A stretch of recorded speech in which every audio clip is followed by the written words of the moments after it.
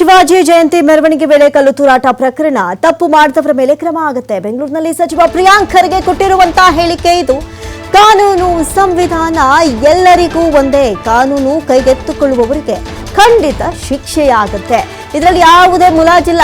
ನನ್ನಿಂದ ಕಲ್ಲು ತೂರಾಟ ಆಗಿದ್ರೆ ನಾನು ಕೂಡ ಜೈಲಿನಲ್ಲಿ ಇರ್ತೇನೆ. ಎಲ್ಲದಕ್ಕೂ ಒಂದು ನಿಯಮ ಅಂತ ಇರುತ್ತೆ. ಅದನ್ನ ಮೀರಿ ಯಾರು ಹೋಗೋದಕ್ಕೆ ಸಾಧ್ಯವಿಲ್ಲ. ಹಾಗಾಗಿ ಕಾನೂನಿನ ಮೇಲೆ ವಿಶ್ವಾಸವಿಡಬಹುದು. ಯಾರು ತಪ್ಪು ಮಾಡಿದಾರೋ ಅವರಿಗೆ ಸೂಕ್ತ ಶಿಕ್ಷೆ ಆಗತ್ತೆ ಎನ್ನುವಂತಹ ನಿಟ್ಟಿನಲ್ಲಿ ಬೆಂಗಳೂರಿನಲ್ಲಿ ಸಚಿವ ಪ್ರಿಯಾಂಕ್ ಖರ್ಗೆ ಮಾಧ್ಯಮಗಳೊಟ್ಟಿಗೆ ಮಾತನಾಡಿದ್ದಾರೆ. ನೋಡು. ಯಾರೇ ಇರಬಹುದು, ಅವರು ತಪ್ಪು ಮಾಡಿದ್ರೆ ಖಂಡಿತವಾಗಿ ಕಾನೂನು ಕ್ರಮ ಆಗ್ತದೆ. ಯಾವುದೇ ಸಮಾಜದವ್ರು ಇರ್ಬೋದು.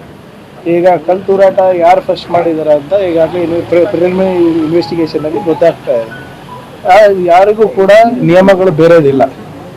ಕಾನೂನು ಸಂವಿಧಾನ ಕರ್ನಾಟಕದಲ್ಲಿ ಎಲ್ಲರಿಗೂ ಒಂದೇ. ಯಾವ ಸಮಾಜ ನೋಡಲ್ಲ, ಹಿಂದೆ ಮುಂದೆ ನೋಡಲ್ಲ. ಯಾರು ಕಾನೂನನ್ನ ಕೈ ತಗೋತಾರೆ ಅವರಿಗೆ ತಕ್ಕ ಶಿಕ್ಷೆ ಆಗುತ್ತೆ. ಇದರಲ್ಲಿ ಯಾವುದೇ ಮುಲಾಜಿಲ್ಲ. ಬಿಜೆಪಿಯವ್ರು ಏನಾದ್ರು ಹೇಳಲಿ, ಅವ್ರ ಪ್ರಕಾರ ನಡೆಯಕ್ಕಾಗ್ತದ? ಕಲ್ಲು ತೂರಾಟ ನನ್ನಿಂದ ಆಗಿದ್ರೆ ನಾನು ಜೈಲಲ್ಲಿ ಇರ್ತೀನಿ ಅಷ್ಟೇ.